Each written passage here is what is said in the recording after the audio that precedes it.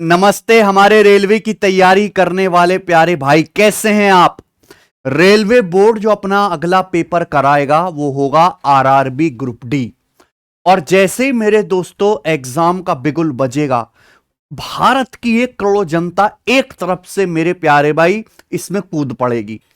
तो उससे पहले आप अपने आप को जितना तैयार कर लोगे मेरे प्यारे भाई को, कि एग्जाम तो होना कन्फर्म है, 32 लोगों को नौकरियां मिलेंगी कन्फर्म है, लेकिन उसकी तैयारी आपको पहले से करनी चाहिए। और मैं आपको मेरे प्यारे भाई गणित सिखाने का, मैथ की प्रैक्टिस करवाने का पूरा जिम्मा उठा चुका हूं, क्योंकि रेलवे ग्रुप डी में मेरे प्यारे भाई मैथ्स का भी अच्छा खासा रोल है। तो हम अपने चैनल मैथ्स कॉन्सेप्ट किंग पर रेलवे ग्रुप डी वाले बच्चों के लिए मेरे प्यारे भाई एक प्रैक्टिस सेट सॉल्व करवाते हैं डेली, जिसमें एज इट इज एग्जाम के पैटर्न पर बेस्ड हम 25 क्वेश्चन लेते हैं, अर्थमेटिक, एडवांस, प्रीवियस ईयर के भी और कुछ नए सवाल भी। तो आज हम रेलवे ग्रुप डी का प्रैक्टिस सेट 4 सॉल्व करेंगे। ये रेलवे ग्रुप डी के लिए बेस्ट 25 सवाल है। अगर आप चैनल पर जाओगे मेरे प्यारे भाई, तो मैं 3 प्रैक्टिस सेट जो है सॉल्व करवा चुका हूं। मैं इन सब की एक प्लेलिस्ट भी यहां पे रेडी कर दूंगा, ठीक है, जिससे कि आपके सारे टेस्ट जो है एक प्लेलिस्ट में मिल जाएं बच्चे। ये सारी क्लासेस रेलवे की जितनी भी हैं, मैं बहुत बढ़िया बढ़िया क्लासेस बिल्कुल फ्री में अपने चैनल मैथ्स कॉन्सेप्ट किंग पर पढ़ाता हूं मेरे भाई, ठीक है। तो सब बच्चे चैनल को सब्सक्राइब कर लो, ओके। कॉपी पेन लेके बैठो, मैं कितना भी अच्छा पढ़ा दूं, मैं बिल्कुल एग्जाम में आने वाले सवाल पहले ही बता दूं, कोई फायदा नहीं है जब तक आप खुद से कॉपी पेन लेके सवाल ना बनाओ।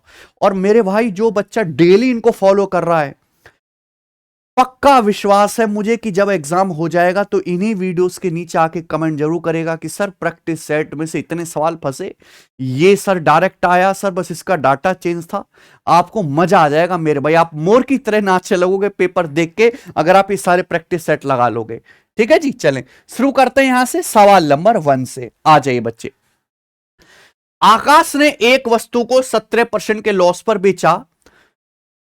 If he had bought the item at 5% less and had sold it for ₹775 more, अगर उसने वस्तु को 5% कम में खरीदा होता और 775 रुपए अधिक में बेचा होता तो उसे 20% का लाभ होता। वस्तु का क्रय मूल्य यानी कि कॉस्ट प्राइस ज्ञात कीजिए। देख बहुत बेसिक सवाल है। आकाश ने एक आर्टिकल को 17% लॉस पर बेचा, यानी कि मैंने मान लिया, कभी भी इस टाइप का सवाल आए 100 मान के करो, डाटा बहुत आसान है। माना कि एक वस्तु का जो कॉस्ट प्राइस है 100 है, तो आकाश ने 17% लॉस पर बेचा।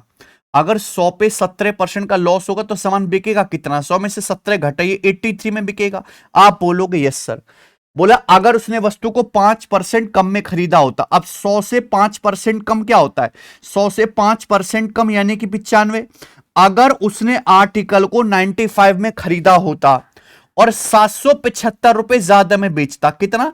775 रुपए ज्यादा में बेचता, यानी कि जिस प्राइस में पहले बेच रहा था उससे 775 रुपए ज्यादा में बेचता तो उसे 20% का लाभ होता। भाई अब सामान उसने 95 में खरीदा है तो 95 पे 20% का लाभ होता। बोलो हाँ। और 95 का 20% यानी कि 1/5 क्या होता है? 19। तो 95 में 19 जोड़ेंगे यानी कि अब सामान कितने में बिकेगा? 114 में बिकेगा, 114 में। तो भाई पहले सामान 83 में बिक रहा था, अब वही सामान 114 में बिका। कितना ज्यादा में बिका मेरे प्यार भी? 17 और 14 31 ज्यादा में बिका। आप बोलोगे हाँ जी सर। सवाल के अनुसार 775 रुपए ज्यादा में बेचा, 31 की वैल्यू 775 रुपए, कितने गुना? 31 दूनी 62, बच जाएगा 15, 31 पंजे 155, यानी कि 25 गुना आ गया, 25 टाइम्स आ गया। सीपी पूछा है, सीपी है 100, तो 100 की वैल्यू भी मेरे दोस्तों 25 गुना आ जाएगी, 2500 रुपए। तो 2500 रुपीज इस सवाल का आंसर है, तीसरा ऑप्शन। बताओ कोई परेशानी हुई इस सवाल में? नहीं। 100 मान के बनाना, इफ पैटर्न के नाम से फेमस है ये। यदि मीन 40 है, स्टैंडर्ड डेविएशन 5 है, तो कोफिशिएंट ऑफ वेरिएशन, हिंदी में विचरण गुणांक बताइए। रेलवे का पूछा हुआ सवाल है, एनटीपीसी का, कौन से बता दे रहा हूं। कभी भी आपसे विचरण गुणांक या कोफिशिएंट ऑफ वेरिएशन पूछा जाए तो इसका डायरेक्ट कॉन्सेप्ट है मीन। मीन यानी कि माध्य बटे स्टैंडर्ड डेविएशन यानी कि मानक विचलन, शॉर्ट में एचडी लिख रहा हूं। मीन कितना है मेरे प्यारे भाई? सॉरी उल्टा लिख दिया मैंने, उल्टा लिख दिया। स्टैंडर्ड डेविएशन बटे mean, standard deviation, coefficient of variation, standard deviation बटे मीन, ये आ जाएगा, ठीक है जी। अब यहां पे मीन 40 है, स्टैंडर्ड डेविएशन 5 है, तो स्टैंडर्ड डेविएशन 5 है, आपका मीन 40 दिया है, तो 5/40 आ जाएगा 1/8। तो ये आपका कोफिशिएंट ऑफ वेरिएशन आ गया, लेकिन ये आया है फ्रैक्शन में। आपको ऑप्शन परसेंटेज में दिए तो 1/8 हो जाएगा 12.5%। एक कॉन्सेप्ट आपको याद रखना कि विचरण गुणांक जो होगा स्टैंडर्ड डेविएशन बटे मीन होगा, याद रहेगा आपको। चलिए तीसरा सवाल, पाइप ए और बी एक खाली टंकी को 84 और 32 मिनट में भर सकते हैं। पाइप ए और बी दोनों एक साथ खोले जाते हैं। कितने टाइम के बाद पाइप ए को बंद कर देना चाहिए जिससे कि खाली टंकी कुल 20 मिनट में पूरी भर जाए? ये रेलवे में पाइप एंड सिस्टम का सबसे ज्यादा पूछा गया क्वेश्चन है मेरे भाई। बच्चे अक्सर ऐसे सवाल को बहुत लंबे और बेकार तरीके से करते हैं। मैं आपको बेस्ट तरीका बताऊंगा जो शायद आप में से बहुत बच्चे ना जानते हो। दो पाइप है ए और बी, ए 84 मिनट में खाली टंकी भर सकता है, बी 32 मिनट में। हमने क्या किया, दोनों पाइपों को एक साथ खोल दिया। पाइप ए और बी दोनों को एक साथ खोला, बोला कितने टाइम के बाद पाइप ए को बंद करने चाहिए कि कुल खाली टंकी 20 मिनट में भर जाए। हमने दोनों पाइप ए और बी को एक साथ खोला, लेकिन कुछ टाइम के बाद हमने पाइप ए को बंद कर दिया, यानी कि केवल पाइप बी चालू रहा। कुछ टाइम के बाद यहां जाके हमने पाइप ए बंद कर दिया, फिर केवल पाइप बी चालू रहा। कुल खाली टंकी 20 मिनट में भर गई। तो सवाल में यही पूछा कि कितने टाइम के बाद पाइप ए को बंद कर देना चाहिए, यानी कि सवाल में बेसिकली ये वाला टाइम पूछा, ये वाला टाइम। क्या आपको मेरी बात समझ में आई? अब एक बात लॉजिक ध्यान से सुनिए, हमने दोनों पाइप ओपन करे, कुछ टाइम बाद ए तो बंद कर दे, लेकिन बी तो ऑल टाइम चालू है। बी तो शुरू से लेकर टंकी के भरने तक एंड तक ओपन है, यानी कि पूरे के पूरे 20 मिनट। तो ये पाइप बी जो है 20 मिनट में कितनी टंकी भरेगा? पाइप बी पूरी टंकी 32 मिनट में भरता है, पूरी टंकी। तो 1 मिनट में भरेगा 1/32। पाइप बी 20 मिनट में कितनी टंकी भरेगा? 20 से गुणा, ये चला जाएगा मेरे प्यारे भाई, यहां से 4 से 4 पंजे 20, 4 अट्ठे 32, यानी कि 5/8। तो पाइप बी जो है वो 5/8 टंकी भर देगा, लेकिन पूरी टंकी तो 1 होती है, 1 में से 5/8 बी ने भरी, तो बाकी जो 3/8 टंकी है वो कौन भरेगा? वो भरेगा पाइप ए। यानी कि ये जो पाइप ए है ये टोटल टंकी का 3/8 भरेगा। पाइप ए पूरी टंकी 84 मिनट में भरता है, पूरी टंकी। तो 3/8 टंकी कितने मिनट में भरेगा? 3/8 टंकी कितने मिनट में भरेगा? मल्टीप्लाई कर दो। अगर पूरी टंकी पाइप ए 84 मिनट में भरता है तो 3/8 टंकी कितने मिनट में भरेगा मेरे भाई? गुणा कर दीजिए, सिंपल सा। 8 से 84 यानी कि आपका 4 से ये 21/2 ही तो हो गया, 10.5, 10.5 का 3 गुना, यानी कि 31.5 मिनट। तो पाइप ए को 31.5 मिनट चला के बंद करना पड़ेगा। तो आंसर आ गया सवाल का बी ऑप्शन डायरेक्ट। ये है भाई साहब तरीका करने का, ये है बेस्ट तरीका, बिना एलसीएम के थोड़ा दिमाग लगाना है। आगे चलेंगे, सवाल नंबर 4। ये तो रेलवे ग्रुप डी का ही पीवाईक्यू है। यह दिया गया है कि ट्राइंगल एबीसी ये है सर्वांग सम, ये कॉन्ग्रुएंसी का साइन है। ट्राइंगल एबीसी ट्राइंगल एफडीई के कॉन्ग्रुएंट सर्वांग सम है। सर्वांग सम मतलब सारी करस्पॉन्डिंग साइड, सारे करस्पॉन्डिंग एंगल्स इक्वल हैं। ए बी 6 है, बी 60 है, ए 70 है, तो कौन सा करेक्ट है?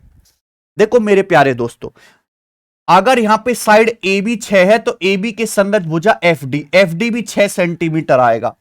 तो F D 6, F D 6, F D 6, F D 6, सारे ऑप्शन में 6। अच्छा, एफ डी यहां पे 5 है, ये गलत हो गया, बाकी सब में 6 सेंटीमीटर है। अब यहां पे सवाल में बोला गया है कि ए 70 डिग्री है, ए 70 डिग्री है, ठीक है। उसके बाद बोला गया बी 60 डिग्री है, तो सी कितना आ जाएगा? 50 डिग्री। तीनों एंगल का सम 180 होना चाहिए, 7 6 130 हो गया। 180 में 130 घटाएंगे 50 डिग्री, यानी कि एंगल सी 50 है। अगर एंगल सी 50 है मेरे प्यारे भाई, तो यहां पर एंगल ई भी 50 आएगा। भाई एंगल सी के करस्पॉन्डिंग कौन सा एंगल है? सी के करस्पॉन्डिंग ई है। अगर सी 50 डिग्री तो एंगल ई भी 50 डिग्री होगा। तो एफ नहीं होगा 50 डिग्री, डी ये 40 नहीं, ये ई 50 डिग्री होगा। ये वाला आंसर है, खत्म।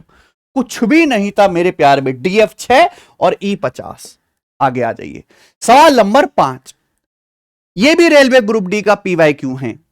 ब्याज की गणना 10 मासिक चक्रवृद्धि आधार पर करने पर x रुपए की राशि 12% ब्याज की दर से 2.5 साल में प्राप्त मिश्र धन 50,578 रुपए है। x का मान ज्ञात कीजिए। क्या आपको ये सवाल समझ आ रहा है भाइयों? देखिए, अगर हम ब्याज 10 मंथली बेसिस पे कंपाउंड करते हैं, यानी कि हर 10 महीने में जो है ब्याज कंपाउंड सक्सेसिव होगा, तो 2.5 साल बाद जो अमाउंट है वो दे रखा है आपको 12% ब्याज की दर से। 2.5 साल के बाद अमाउंट है मेरे प्यारे भाई कितना है?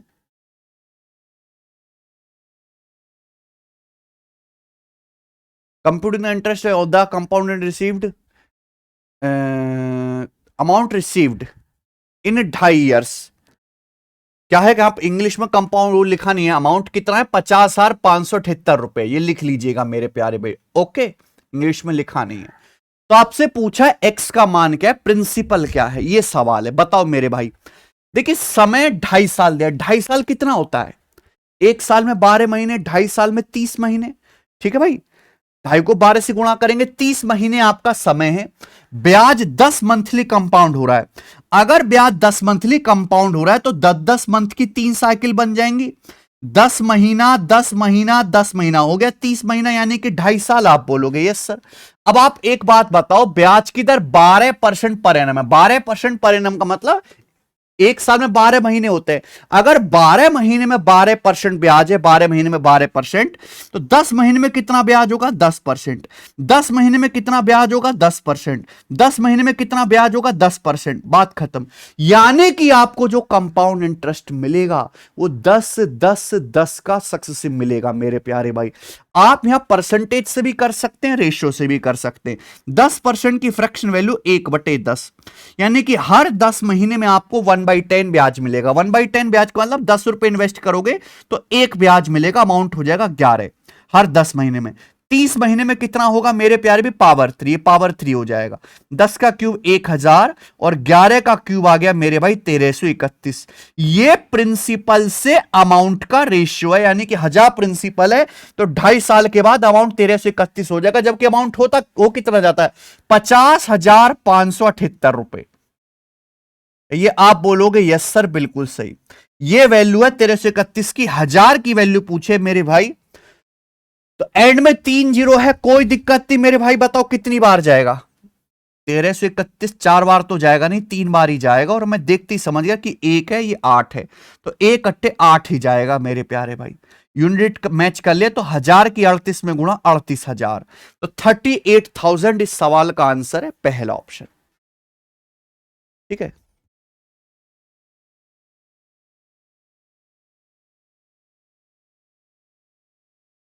समझ में आ गया? बेहतरीन सवाल था, करके मजा आया होगा आपको। आगे चलेंगे। 73 सेंटीमीटर रेडियस वाले एक सर्कल की कॉर्ड की लंबाई उसके सेंटर से 55 सेंटीमीटर की दूरी पर क्या है, यह आपको बताना है। The length of a chord of circle of radius 73 centimetre.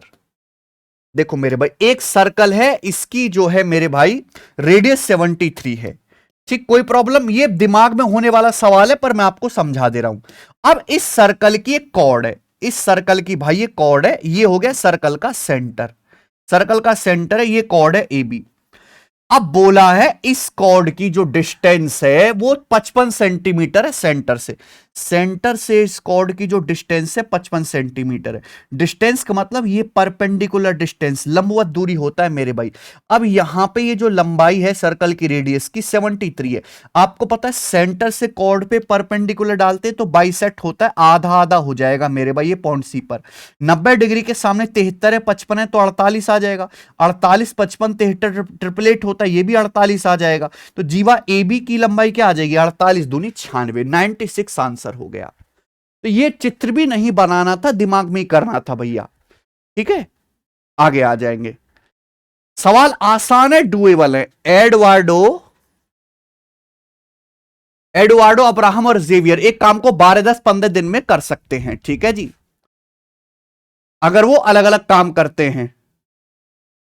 2 दिन later Eduardo quit, Abraham quit exactly 3 days before the work was finished. Find the total number of days the work to completed. ठीक है जी,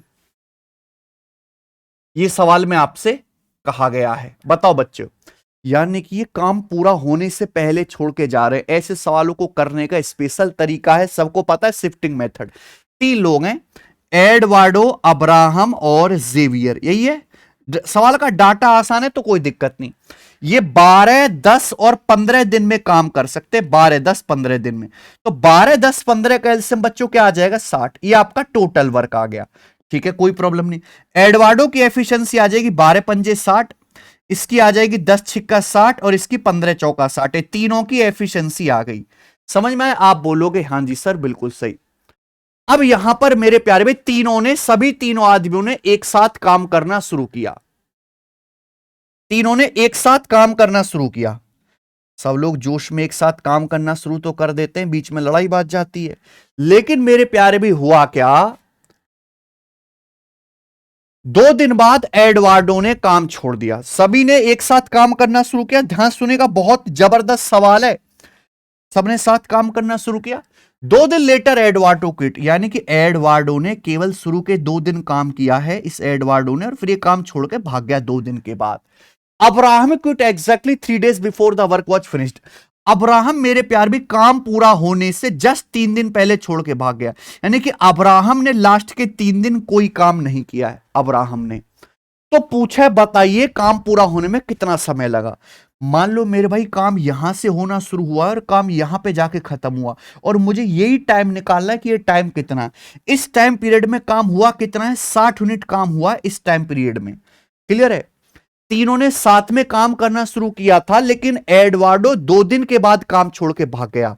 तो मेरे भाई एक काम करो, अगर एडवार्डो काम ही ना करता को कि शुरू के 2 दिन काम किया, बाकी इसका कोई अता पता नहीं है। अगर एडवार्डो काम ही ना करता, एडवार्डो से 2 दिन भी काम मत कराओ। एडवार्डो एक दिन में 5 कुर्सी बनाता है। अगर एडवार्डो शुरू के 2 दिन भी काम नहीं करता, तो यानी कि 2 दिन में 10 कुर्सी कम बनती। एडवार्डो को पूरी पिक्चर से डिलीट कर दो। अगर एडवार्डो शुरू के 2 दिन भी काम ना करता तो 10 कुर्सी कम बनती। समझ में? मैंने एडवार्डो को फिल्म से डिलीट कर दिया। अब आ जाते हैं मेरे प्यारे भी अब्राहम पे। अब्राहम ने काम पूरा होने से ठीक 3 दिन पहले काम छोड़ दिया। अब्राहम शुरू से लगा हुआ है बेचारा, बस लास्ट के 3 दिन काम छोड़ के भाग गया। तो अगर अब्राहम लास्ट के 3 दिन भी काम करता, अब्राहम जैसे एक दिन में 6 कुर्सी बनाता है, अगर अब्राहम आखिर के 3 दिन भी काम करता मेरे प्यार भी, तो 18 कुर्सी एक्स्ट्रा बनती। तो सेम टाइम पीरियड में कितना काम होता, 68 काम होता सेम टाइम पीरियड में। मैंने टाइम नहीं बदला, समय मैंने यही रखा है, मैंने काम करने का तरीका बदल दिया मेरे प्यार भाई। यानी कि अगर अब्राहम आखिर के 3 दिन भी काम करता तो सेम टाइम में 68 यूनिट काम होता। और इस काम को करते कौन, अब्राहम प्लस जेवियर दोनों मिलकर करते 68 यूनिट काम। अब्राहम जेवियर दोनों मिलकर करते काम कितना, 6 जमा 4 10 एफिशिएंसी के साथ, 10 एफिशिएंसी के साथ। तो काम कितने दिन में हुआ, 68/10, 6.8 डेज में, 6.8 डेज में काम हुआ। डी ऑप्शन सवाल का आंसर है, डी। तो ये तरीका है मेरे भाई ऐसे सवालों को करने का, शिफ्टिंग मेथड बोलते हैं। इससे आगे चलेंगे। सवाल नंबर 8 क्या है सवाल, कॉट माइनस कॉसेक माइनस 1/3 है, रेलवे ग्रुप डी का ही है। तो 1 प्लस कॉस बटे साइन का मान बताओ। मेरे भाई ध्यान से देखिएगा, 1 को अगर साइन से डिवाइड करें तो 1 बटे साइन होता है कॉसेक थीटा, ठीक है, प्लस प्लस ये कॉस बटे साइन, अगर कॉस को साइन से भाग करेंगे तो आ जाएगा कॉट थीटा।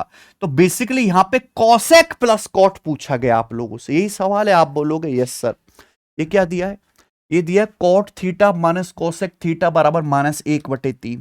क्या इसको देख के तुम्हारे दिमाग में कुछ घंटी सी बज रही है? इसको देख के अगर कॉट माइनस कॉसेक -1/3 है तो मैं आपसे ये पूछूं, ये बताओ जरा, cosec theta minus cot theta क्या आएगा, cosec theta minus cot theta की वैल्यू आ जाएगी 1/3।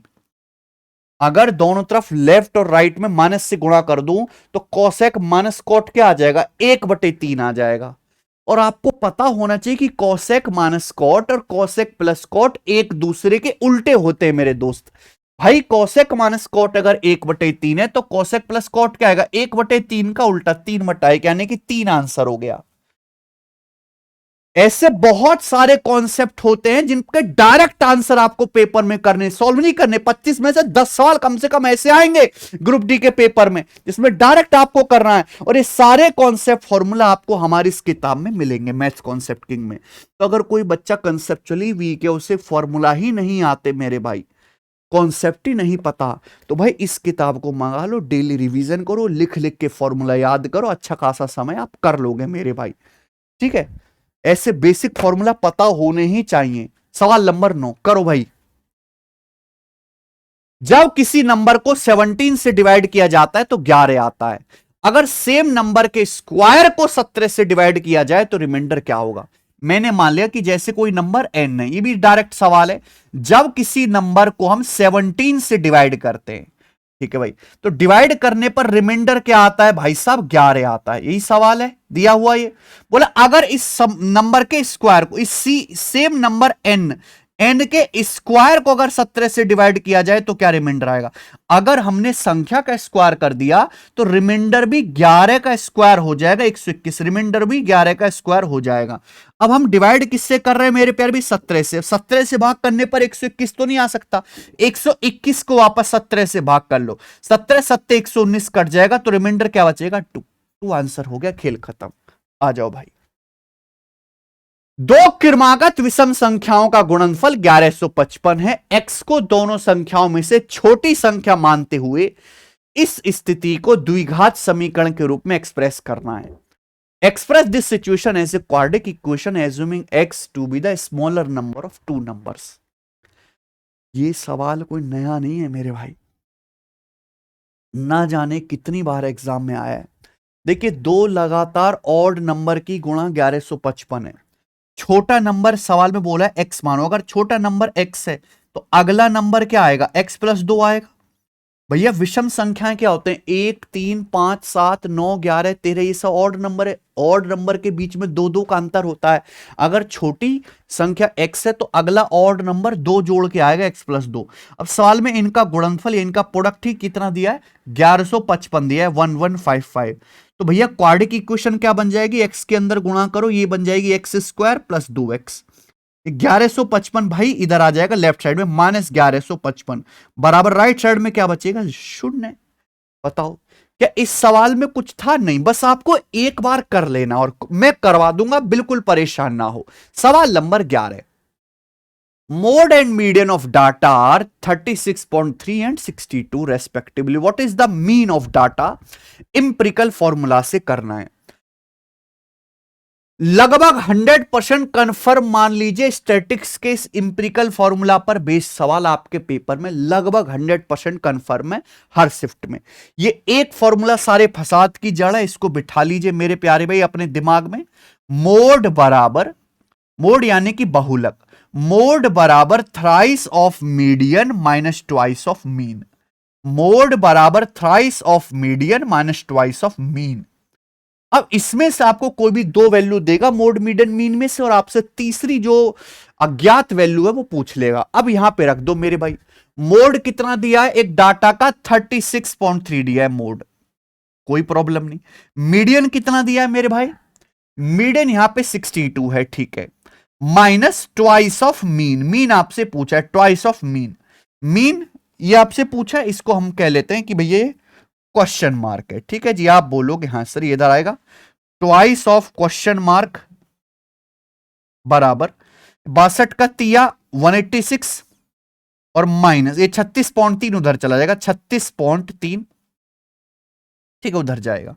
तो क्वेश्चन मार्क कितना आएगा? 186 में से आप 36 घटाओ 150 और 0.3 और घटाओ तो 149.7, 149.7 बटे 2 आ गया बच्चे ये, ठीक है।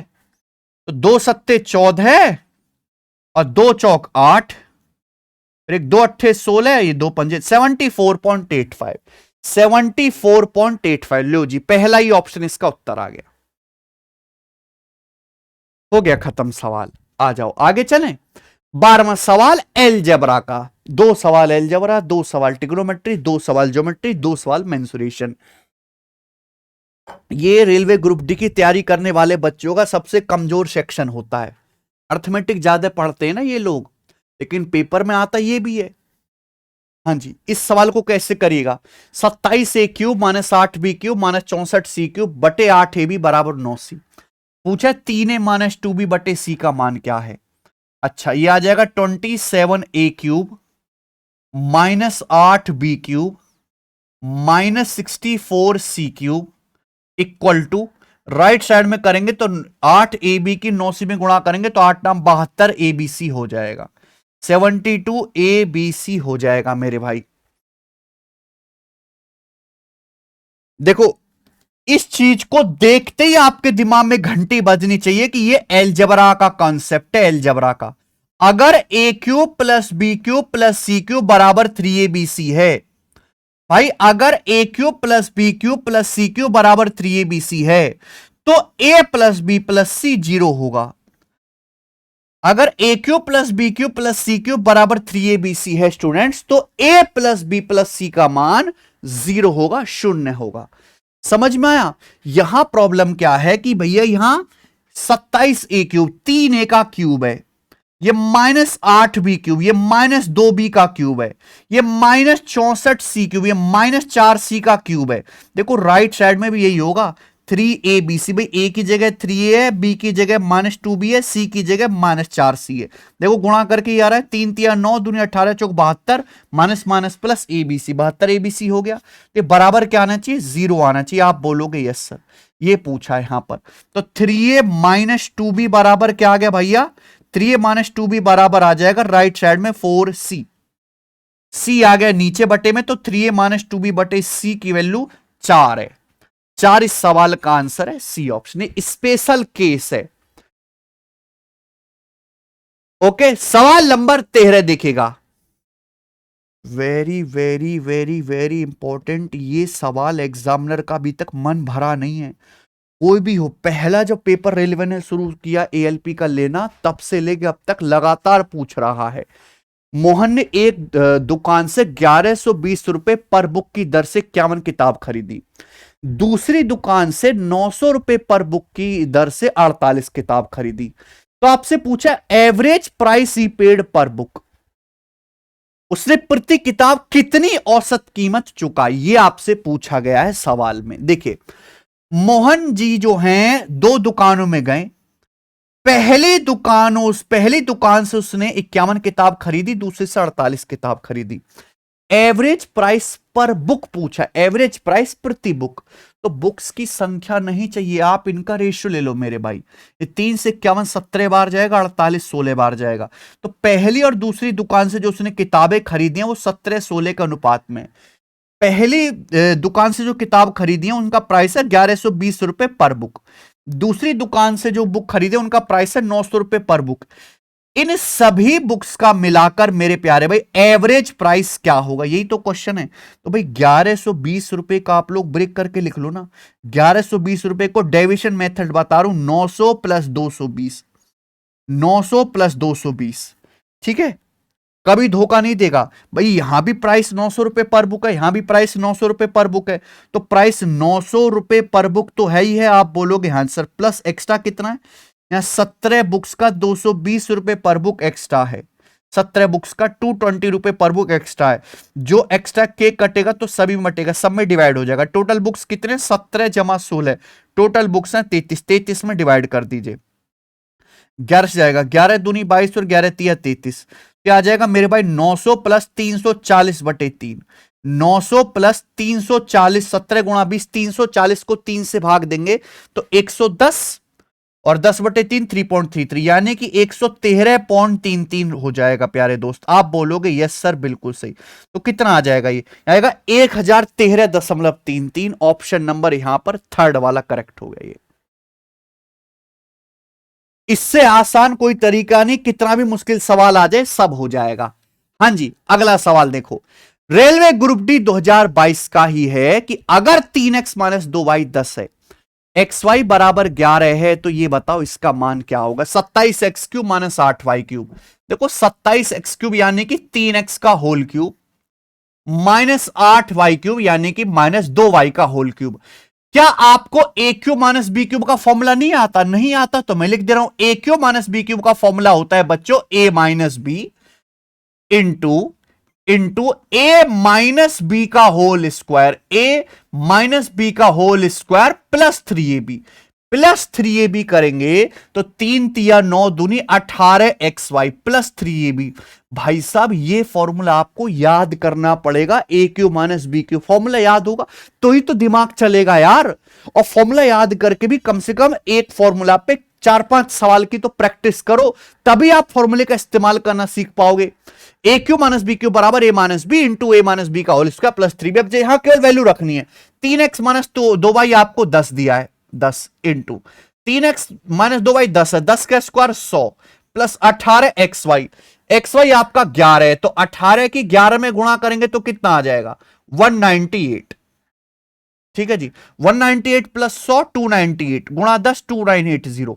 आंसर 2980 आगे सवाल का देखिए डी ऑप्शन ठीक है एकदम।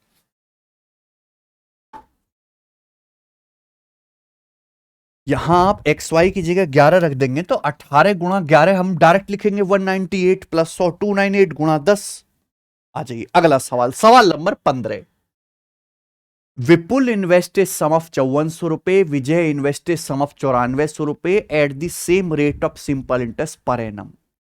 If at the end of 5 years Vijay gets 840 rupees more interest than विपुल।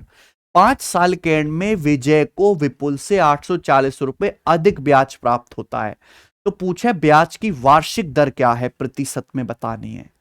दो लोग हैं विजय और विपुल, दोनों ने पैसा इन्वेस्ट किया सेम ब्याज की दर से। अब ध्यान से सुनिएगा मेरे भाई, विपुल ने 5400 रुपए इन्वेस्ट किया है और विजय ने सेम उसी ब्याज की दर से 9400 रुपए इन्वेस्ट किया है। तो आप सवाल में यह कह सकते हो कि विजय ने विपुल से कितना मेरे प्यार भी 4000 रुपए ज्यादा इन्वेस्ट किया है। 5400 से 9400 रुपए कितना ज्यादा है, 4000 रुपए ज्यादा है। तो विजय ने 4000 रुपए ज्यादा इन्वेस्ट किया है मेरे भाई, सेम ब्याज की दर पर विजय ने। तो इसकी वजह से विजय को ब्याज भी ज्यादा मिलेगा।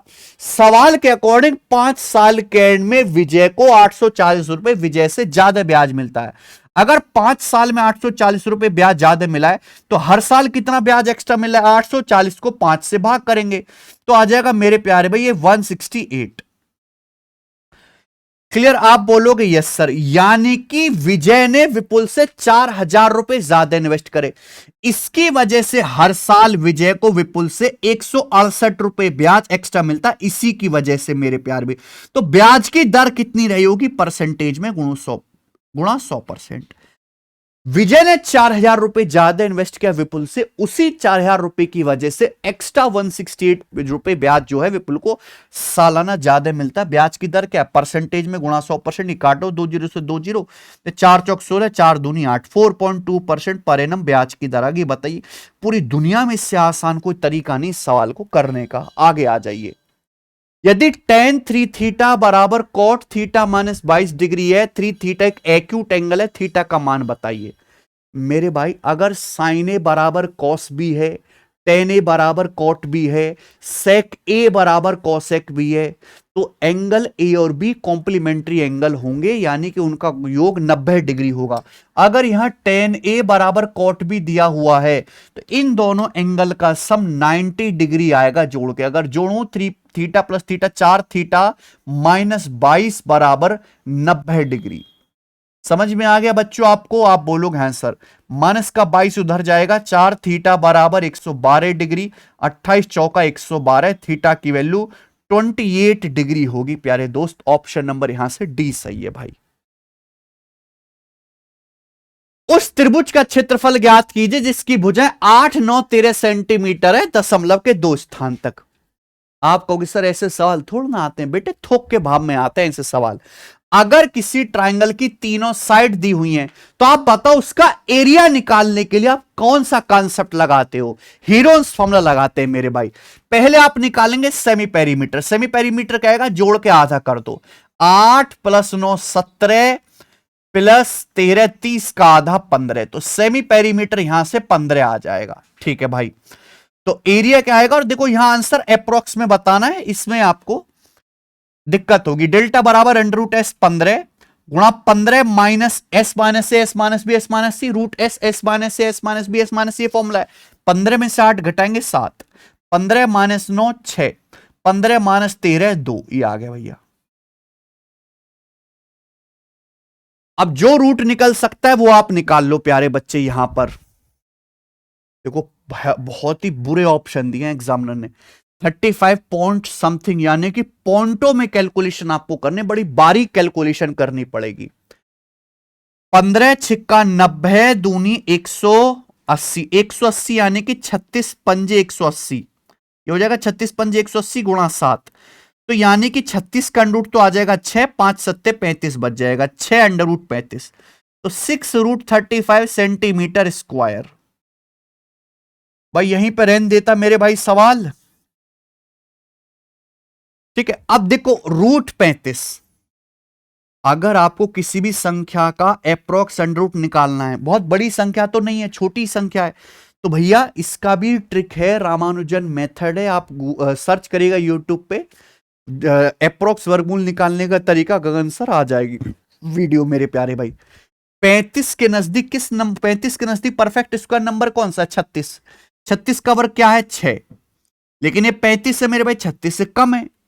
ठीक है, तो मेरे दोस्तों क्लियर है, 36 से 35 कितना कम है? 36 से 35 1 कम है। नीचे क्या लिखना है? 6 ना, 6 का दुगना लिखना है 12, तो 6 माइनस 1/12 कितना आ जाएगा? 1/12 आ जाएगा आपका 0.0, और 12 अट्टे 96, यानी कि अप्रोक्स ये आ जाएगा आपका 5.92, 5.92 आ जाएगा अप्रोक्स। ठीक है जी, तो अगर 5.92 की मल्टीप्लाई भी अगर आप करोगे 6 में, तो कितना आ जाएगा मेरे भाई? 30, और 6 निम्मा 54, यानी कि मेरे प्यार भी 35.5 के करीब आएगा। ये आंसर है 35.5 के करीब, हालांकि और कम आना चाहिए ये। ठीक है,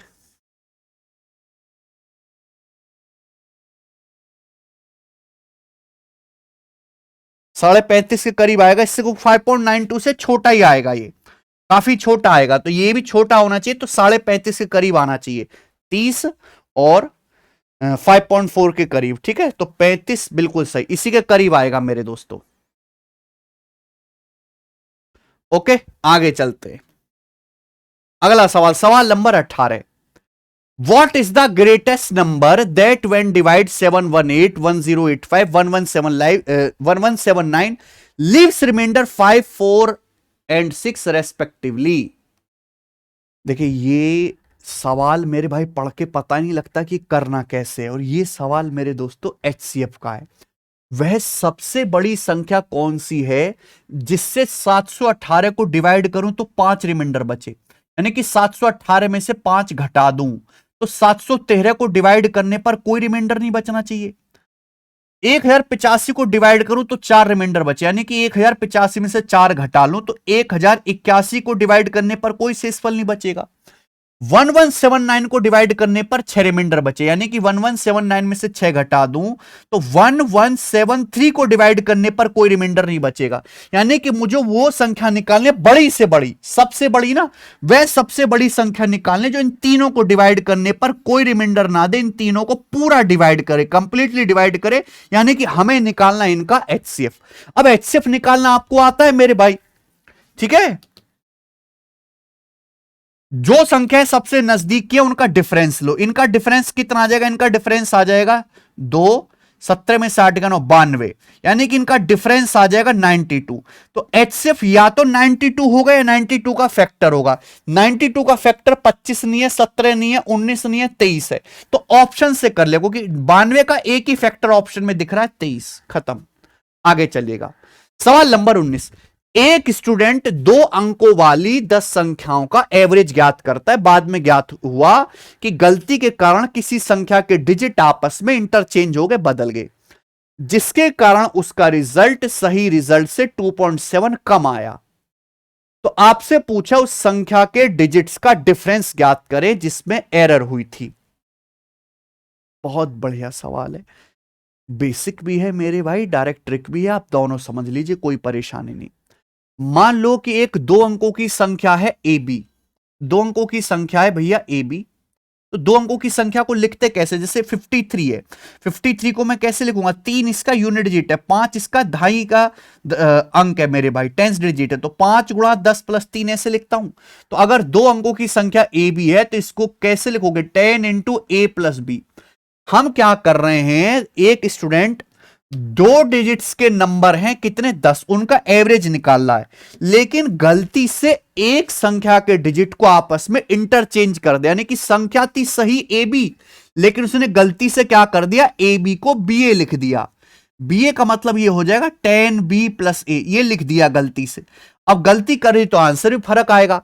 अब उसका आंसर जो है, उसका जो एवरेज है 2.7 कम आया मेरे भाई, एवरेज 2.7 कम हो गया, एवरेज 10 संख्याओं का, यानी कि टोटल कितने कम हो गया होगा, टोटल कम हो गया 27, यानी कि मेरे भाई टोटल में 27 की कमी हुई। अगर 10 संख्याओं का एवरेज ही 2.7 कम हो गया तो टोटल कितना कम हुआ होगा, 2.7 गुणा 10 27। ये कम क्यों हुआ है, केवल एक संख्या के डिजिट बदलने की वजह से। एक संख्या मेरे प्यारे भाई जो 10a प्लस बी थी, वो आपने गलती से 10b प्लस ए लिख दी, यानी कि आपने उस संख्या को कितना कम कर दिया, घटाओ, घटाइए भैया, 10a में से a घटाएंगे 9a, और b में से 10b घटाएंगे माइनस का 9b, ये आ जाएगा।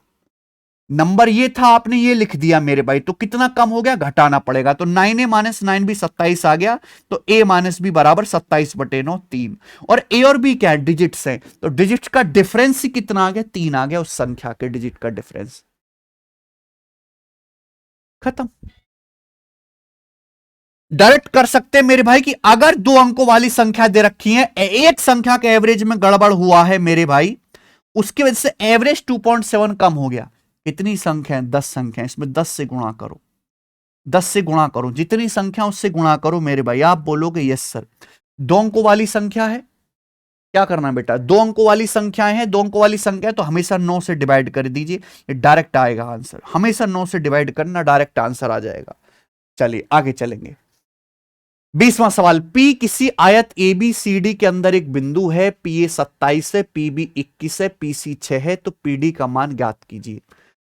बहुत बढ़िया मेरे भाई, अभी लेटेस्ट रेलवे ग्रुप डी के पेपर में भी इस पे सवाल आया है। आपने कभी सुना है flag theorem, British flag theorem?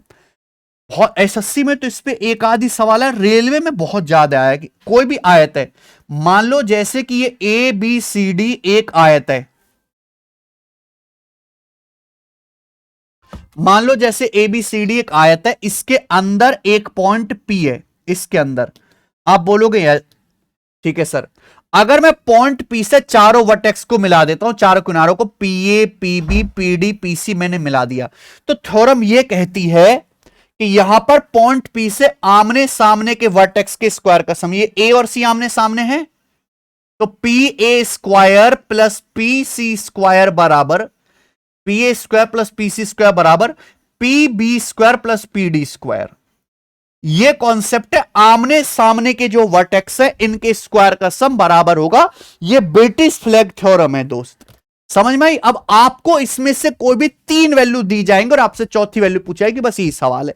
जैसे कि यहां पर पी ए का मान 27 दिया है, पी बी 21 है, तो 27 का वर्ग प्लस 21 का वर्ग बराबर, राइट साइड में पी नहीं, पी यहां पे 27 है, पीसी 6 प्लस 6 का वर्ग बराबर पीबी, पीबी 21 का वर्ग है, पीडी की लंबाई पूछे प्लस पीडी का स्क्वायर, ये आ गया।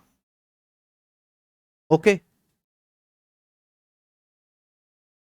तो कुछ नहीं है मेरे प्यार भी, 729 27 का बेसिक्स है कैलकुलेशन, 27 का स्क्वायर 729, 729 प्लस 36 कितना आ जाएगा मेरे प्यारे भाई, 765। अब 765 में से 21 का स्क्वायर 441 आप घटाइएगा बराबर पीडी का स्क्वायर, तो 765 माइनस 441 कितना आएगा, 324। ये पीडी का स्क्वायर है, अंडर लेंगे तो 18, तो पीडी की वैल्यू यहां पे 18 आ गई, और यही मेरा आंसर भी हो गया, खेल खत्म। आगे आ जाते हैं, सवाल नंबर 21वां। कुछ वस्तुओं को इस प्रकार बेचा जाता है कि जब 5% की छूट दी जाती है तो 33% का लाभ होता है। बताइए मार्क्ड प्राइस कॉस्ट प्राइस से कितने परसेंट ज्यादा है? दुनिया का कोई भी सवाल आए मेरे भाई जिसमें डिस्काउंट परसेंटेज दिया, प्रॉफिट परसेंटेज दिया है, तो वहां आप सीपी यानी कि क्रिय मूल्य, मार्क प्राइस यानी कि सूची मूल्य, अंकित मूल्य का रेशियो निकाल सकते हैं इस फॉर्मूला से, 100 minus D upon 100 plus P. इसी पे बहुत सवाल आते हैं। डिस्काउंट आपने 5% का दिया तो 100 माइनस 5 95 भाई। प्रॉफिट आपको 33% का हुआ तो 100 प्लस 33 133। ये किससे कट गया? 19 से कट गया। 19 पंजे 95 और ये मेरे प्यारे भी 8 बार 7 बार। ठीक है जी। इस सीपी से एमपी का रेशियो आ गया।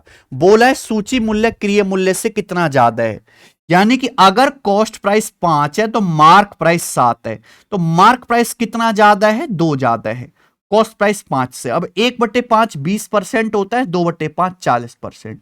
तो लिस्ट प्राइस बोले या मार्क्ड प्राइस बोले एक ही बात है, वो सीपी से कितना ज्यादा है? 40% ज्यादा है।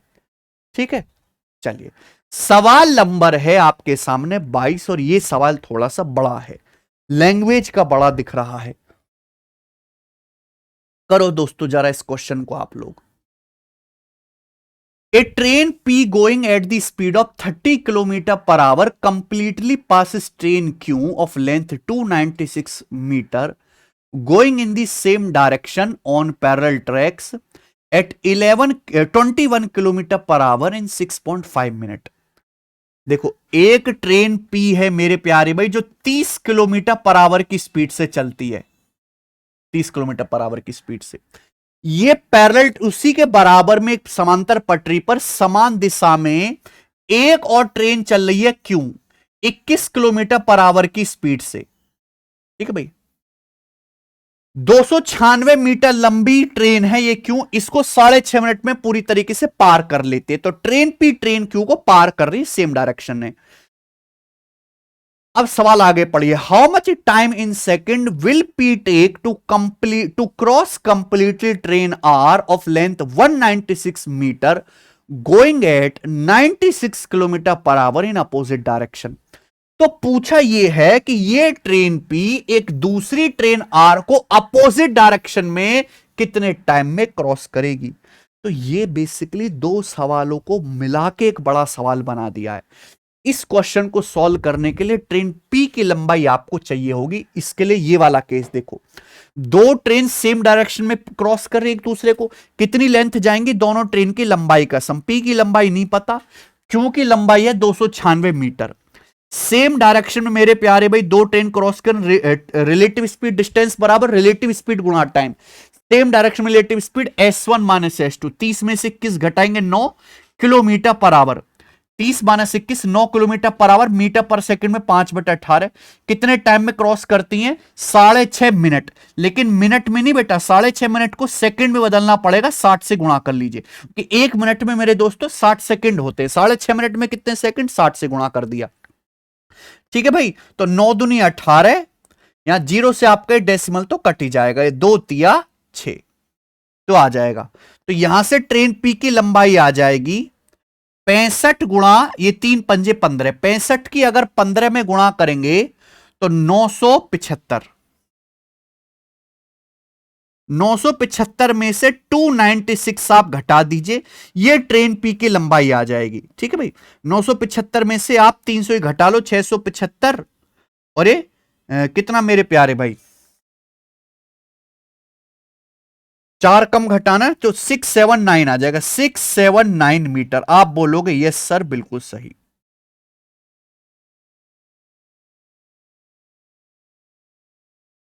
679 मीटर ट्रेन पी की लंबाई आ गई। ये एक सवाल हुआ।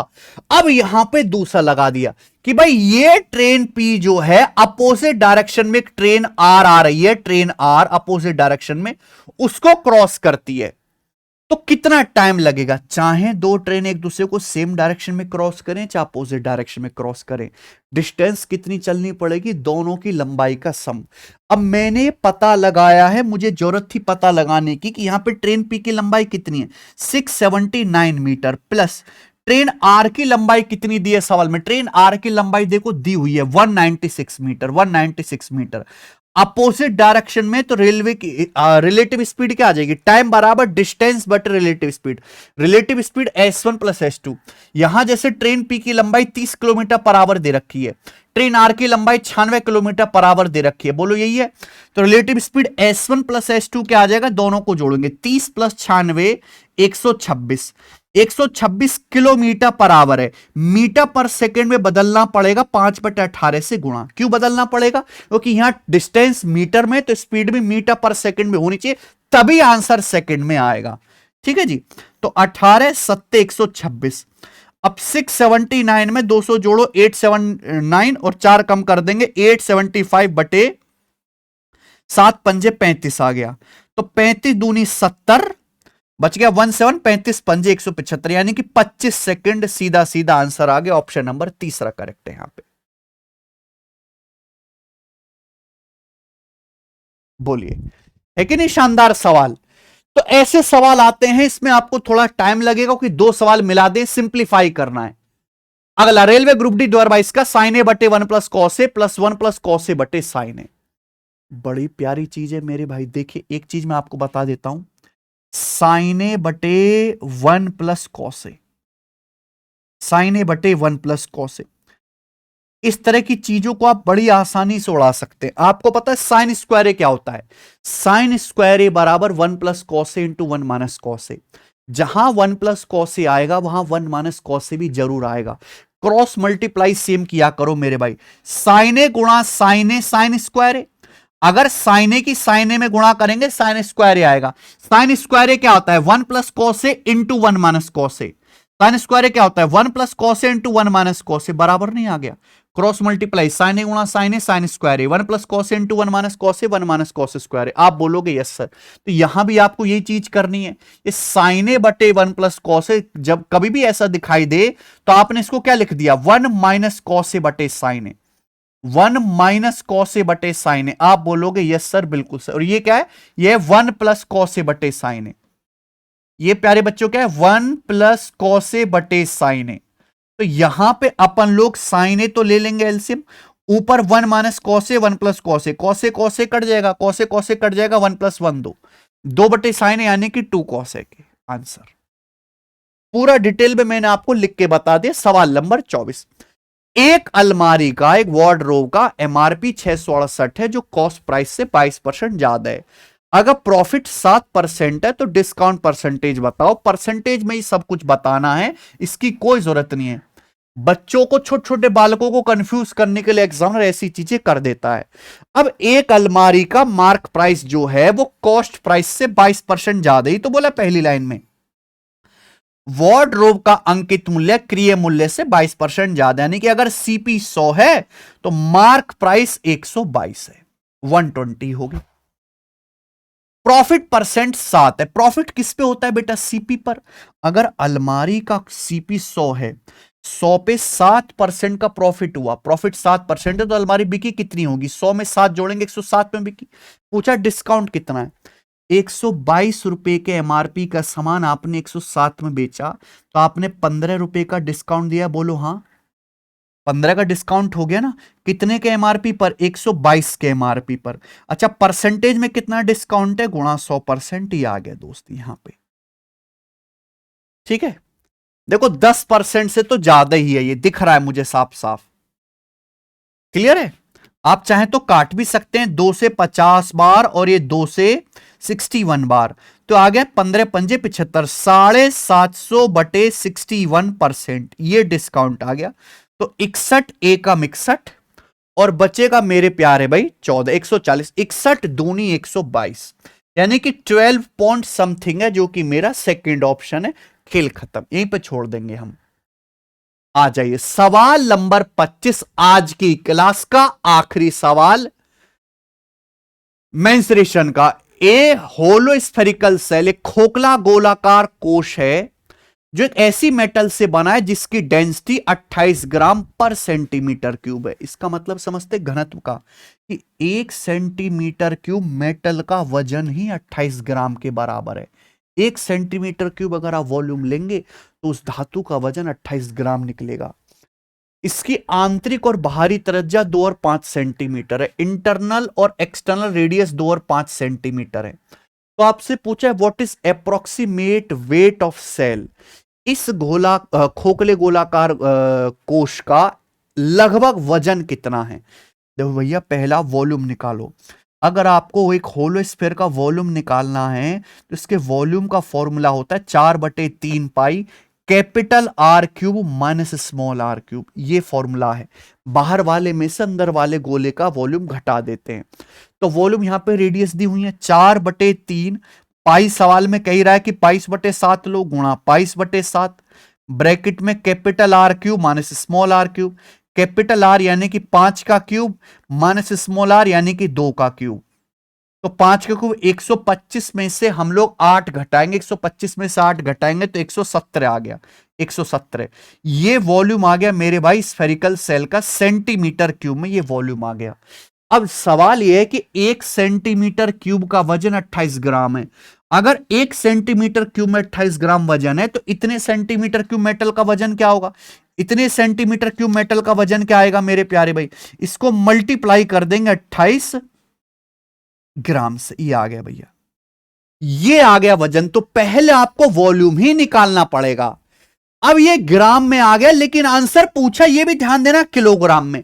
अब 1 केजी में 1000 ग्राम होते हैं। इस ग्राम को अगर किलोग्राम में बदलना है, इस ग्राम को किलोग्राम में बदलना है तो आपको 1000 से डिवाइड करना पड़ेगा 1000 से। अब जाके ये आंसर आ जाएगा केजी में। बोलो हाँ, आप बोलोगे यस सर। अब 7 से आपका 28 4 बार चला जाएगा, साफ साफ। 3 से 117 आपका 39 बार चला जाएगा। यानी कि अब केवल गुणा करने में नीचे 1000 से डिवाइड करना है। 1000 से डिवाइड करने के बाद डेसिमल के बाद 3 डिजिट आएंगे प्यारे दोस्त, और डेसिमल के बाद 3 डिजिट तक आंसर दिया हुआ है। यानी कि सवाल में पागल बना रहा है, ये एग्जैक्ट आंसर है। ठीक है जी। देखो 4 दूनी 8, 8 नाम 72, 2 2 चौक 8, यूनिट डिजिट भी 8 आएगा। यानी कि इन दोनों में से आंसर नहीं है। और ये आंसर किसके करीब होगा। किसके करीब क्या, मैं देख लेता हूं कि 22 में 11 आ रहा है। 22 में 11 आ रहा है। आंसर 11 से कटने वाला होगा। क्या नंबर 11 से कट रहा है। 1 7 8 8 16, 16 में से 5 घटाएंगे 11। ये नंबर 11 से डिवाइड हो रहा है। ये नंबर 1 7 8 8 16, 16 में से 2 घटाएंगे 14। ये नंबर 11 से डिवाइड नहीं होगा। यानी कि आंसर मेरा पहला ऑप्शन है। चाहे गुणा करके देखना, यही आएगा। ठीक है। तो पेपर में इतनी लंबी चौड़ी गुणा करने नहीं बैठना है आपको। अगर सवाल के ऑप्शन दिए तो ऑप्शन से निपटाओ। देखो कितने शानदार शानदार सवाल हुआ आज की क्लास में। गजब, मजेदार, मजा आया होगा मेरे भाई आपको। ठीक है। आपने आज के इस मॉक टेस्ट में खुद से कितने सवाल ठीक किए मुझे कमेंट्स में जरूर बताइए। अगर आपको हमारी सीरीज पसंद आ रही है बताओ।